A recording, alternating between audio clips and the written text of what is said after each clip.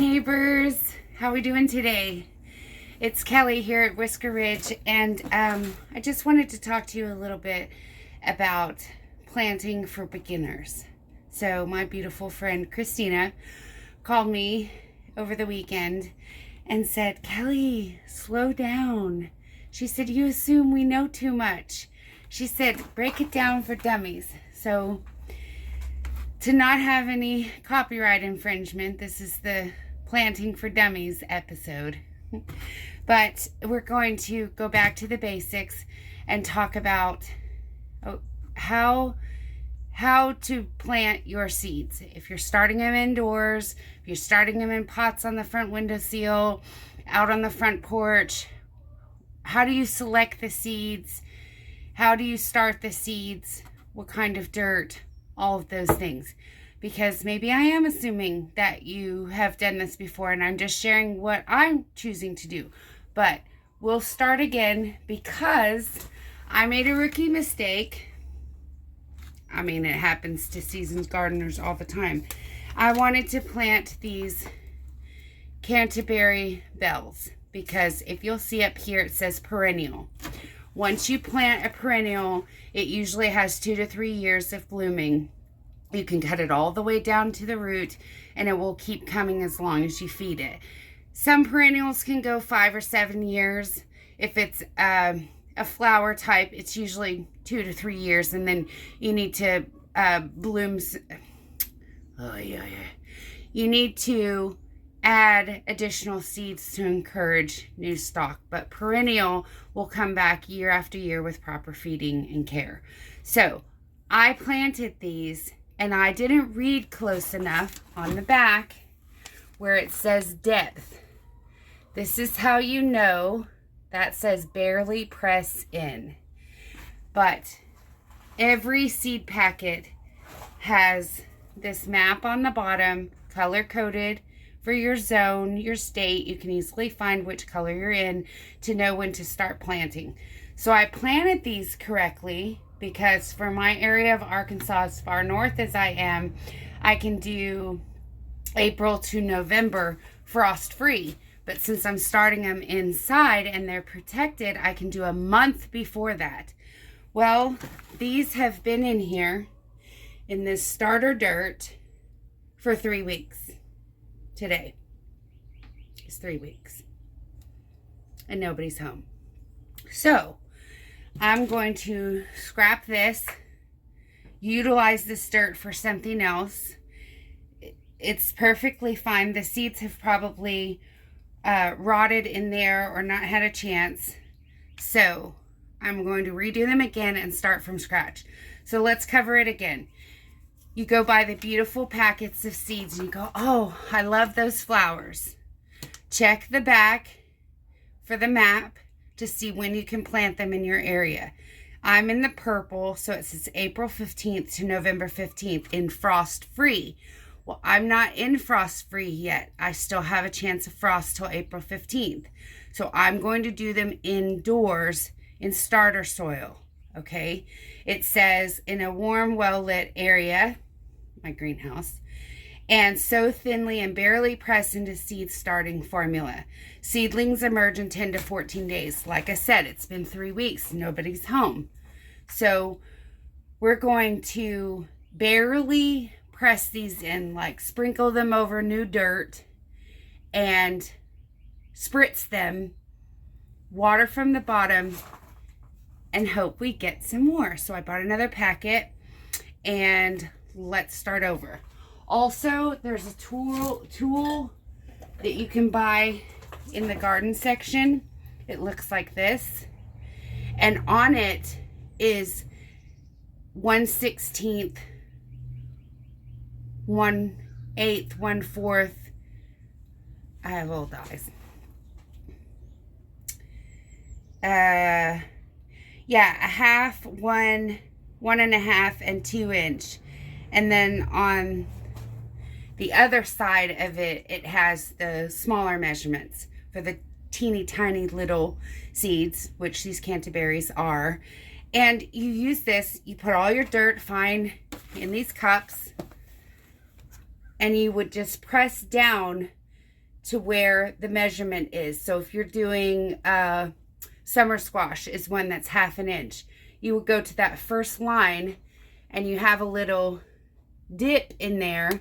I hope y'all can see that little dip in your fresh dirt. You push your seed in there and just barely sprinkle some soil over it. And I keep these on hand, these cheapy spritzy bottles, up tight, so that it's just, well, you're not going to show off today, just a fine little mist coming out of it as I spray it. Also, on a previous video, I showed you the pump sprayer that you would use for like fertilizing and things like that. You can use that in your little seed start trays. All of those things. But again, you keep it light and moist on the top. You do not want to rot or drown your seeds. And you put the water in the bottom, because as they sprout and those tiny little fibers of roots come out, they will be searching for the water, and they can sense the moisture under the starting pots. So they dive deep, and that creates very strong, deep roots. So when you pluck these out and plant them where they're going to live, they have very strong roots because they've gone through a 2-3 inch pot to get the moisture and the water. It's fantastic. Mother Nature knows exactly what she's doing. So this little tool comes in kits.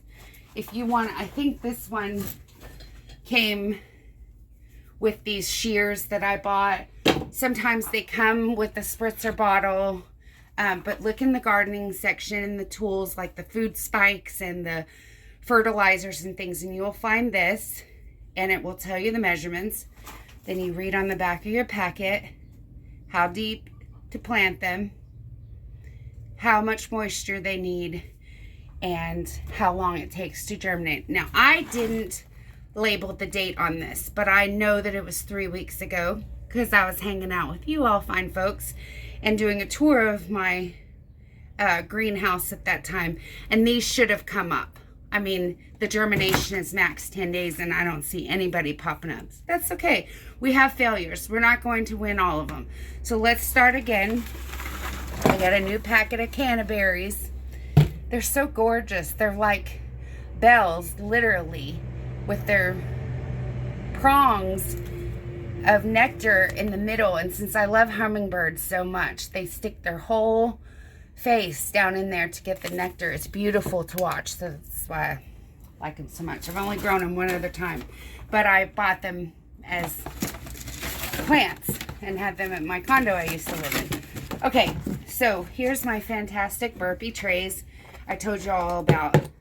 So you're going to put the water. I hope you invest in these, because the ones that I did a test on, cucumbers in this type versus the regular trays, wow, like faster, furious, making it happen. So we're going to get our Burpee organic seed starting mix, and I have noticed, remember I said earlier about the Jiffy brand? I have some over here if I don't seriously injure myself.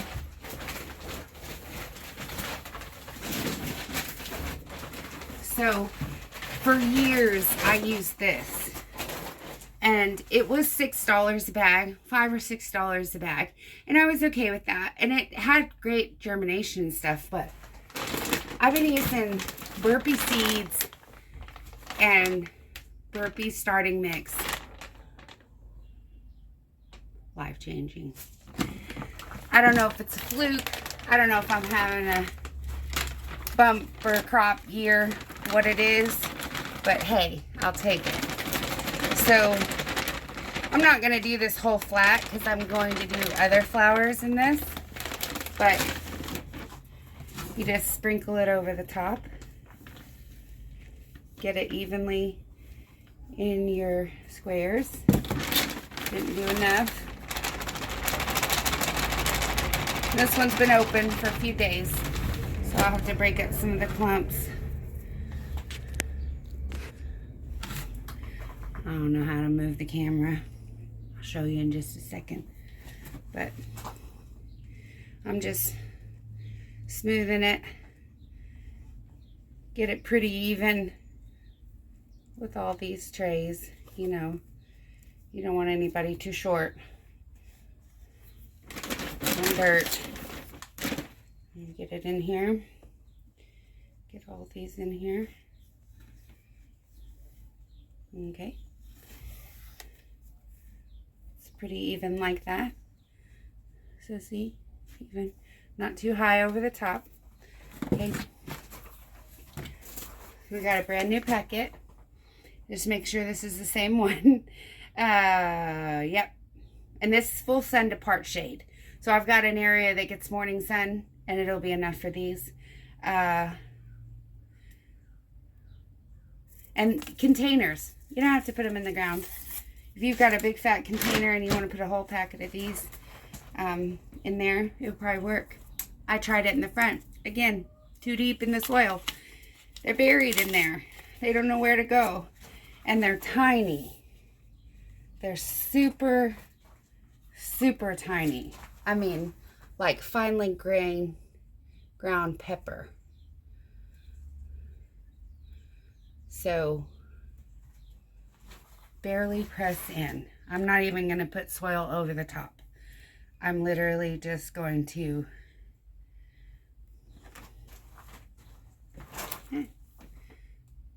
sprinkle, sprinkle, sprinkle, sprinkle. I'm on row 2. Y'all can't see for the edge. I'm very sorry. Row 3.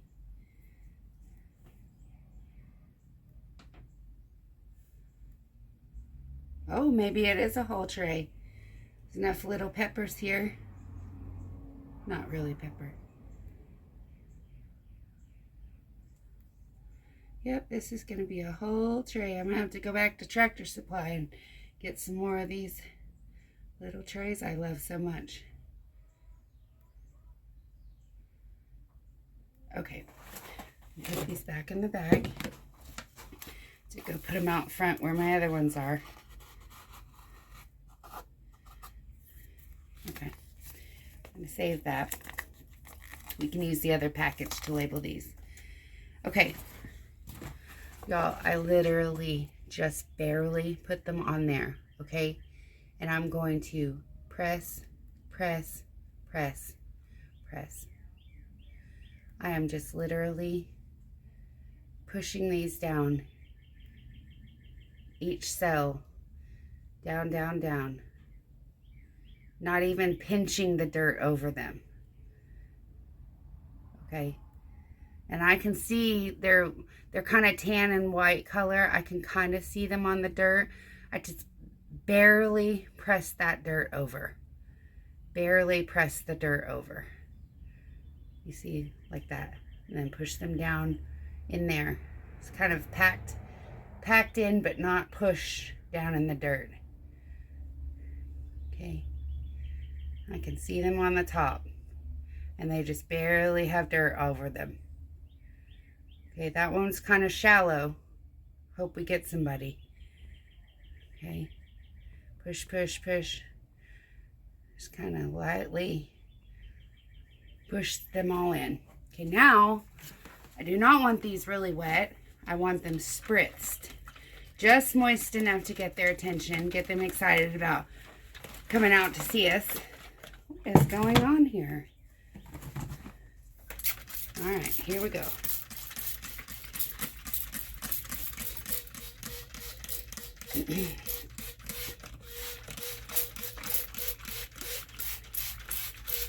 Like when it first starts to rain and it messes up your windshield, that's all you got. You just see a little bit of water. Okay, now I did have a bucket in here, but I've taken the tray out from under it, and these guys are just sitting here, and because I can't find my bucket, we're gonna pour like 1/4 of an inch of water in there. Okay, not a lot, just like even. Once you set it back in a flat surface, it's even water there.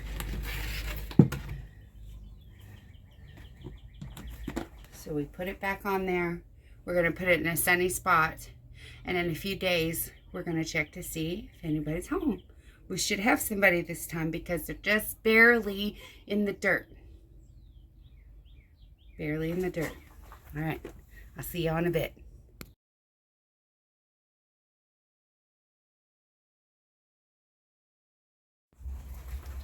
All right. I went to get another type of flower that I adore, and that's the impatient, because it does so great. It's so beautiful color in the shade. My whole porch is shaded after, say, 10 a.m., 9:30. So these do get in part shade or complete shade. So I have a snake plant and a palm and a couple of ferns, which, if you guys know me really well, Archie, my feline mascot, loves his fern. He'll sit in it if I'll let him, but it's hilarious. But this adds amongst my green plants, this adds a beautiful lightness, fluff, spring feel, summer feel to the porch, which otherwise would just be green and white. So I am going to plant these in here, and it says March to May. So I'll probably leave these. These are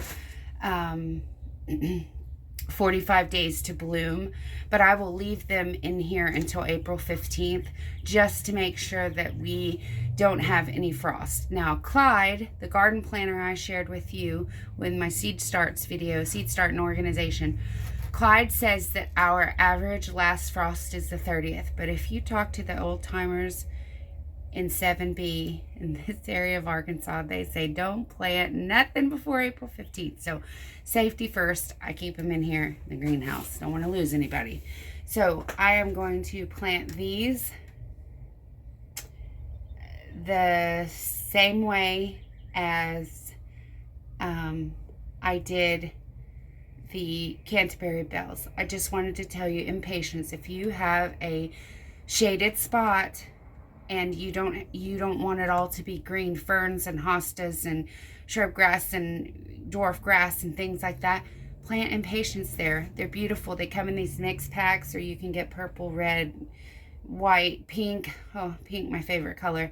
So I encourage you, impatiens for shade, and the Canterbury bells can do the part shade, part sun, like if you have morning sun only. So I hope you neighbors have a great day, and I encourage you to get started. It's never too late, no matter what zone you're in. Put it on a windowsill, put it in the garage if it has windows, you know, somewhere it's protected, and then we'll all be beautiful this summer. Have a great day.